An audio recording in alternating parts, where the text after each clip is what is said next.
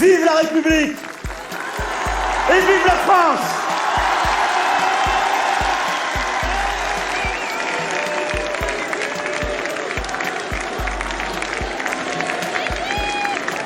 Ce jour du 24 avril 2022, une majorité d'entre nous a fait le choix de me faire confiance pour présider notre République durant les 5 années à venir.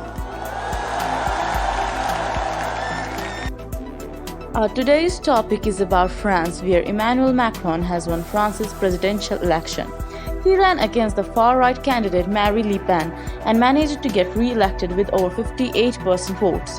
It's an outright victory and it is history. Why do I say that? Because no French president has managed to be re-elected since 20 years, and 2, because Macron's 17-point margin against Le Pen is noteworthy.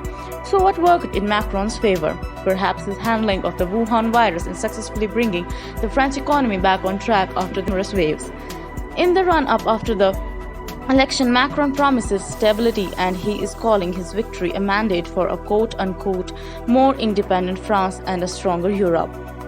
After winning the elections, Macron said, "Today you have chosen a humanist project ambitious for the independence of a country, for our Europe a republican project in its values, a social and ecological project, a project based on work and its creation, a project of liberation from a cultural, academic and entrepreneurial forces." This new era will not be the continuity of the 5 years before, but the collective invention of a revised method for 5 better years at the service of a country of our youth.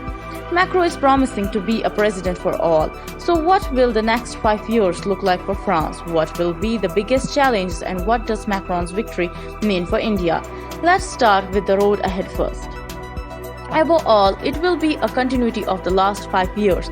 France will note in the parliamentary elections. Experts expect Macron's party to win. Experts also predict no major policy change under Macron.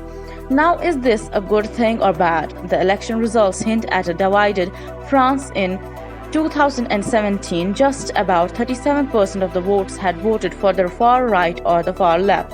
This year, that number has climbed to 43.97, meaning nearly 44% of France does not agree with Macron's policies.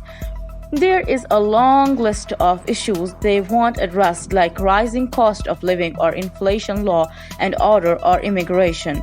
How will Macron address them all? Of course, there will be some minor policy change. For example, Macron wants to make social benefits more accessible. He wants to reform the pension system, make workers work longer as well.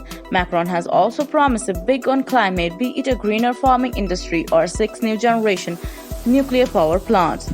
Will all of this be enough to tackle the possibility of a yellow vest? Fueled by the growing social divide, avoiding one is Macron's biggest challenge.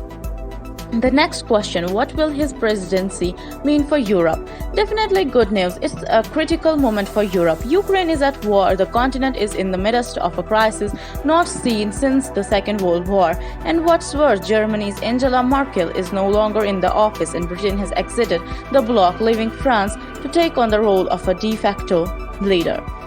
Macron wore the ropes off the role when he went to the Kremlin in February to try and stop the war with Ukraine. He failed, but his electoral victory had given the European Union more than enough reasons to rejoice. Macron, you see, is a dedicated European. He wants to build a stronger bloc, one with greater cooperation between the members. He wants to ensure Europe's strategic autonomy. German Chancellor Olaf Scholz called Macron's victory a vote of confidence in Europe. The British Prime Minister Boris Johnson congratulated Macron, calling France quote-unquote one of our closest and most important allies. So that was Europe. What does Macron's second term mean for India? A deepening India-France strategic partnership as put by Prime Minister Narendra Modi. India and France share a close political and defense partnership. The two countries have vowed to act jointly in the Indo-Pacific. France is also expected to play a key role in helping India manufacture air-independent propulsion submarines. Prime Minister Narendra Modi will soon be traveling to Europe. He will be meeting Macron and Scholz. Macron is someone that Prime Minister Modi calls a friend, and like they say, it's never a bad idea to have a friend in office. So give us your thoughts on this in the comment section, and if you appreciate our content, please hit the like button and subscribe to our channel, sharing this video with your family and friends. We will meet soon in a new video. Thank you. Jai Hind.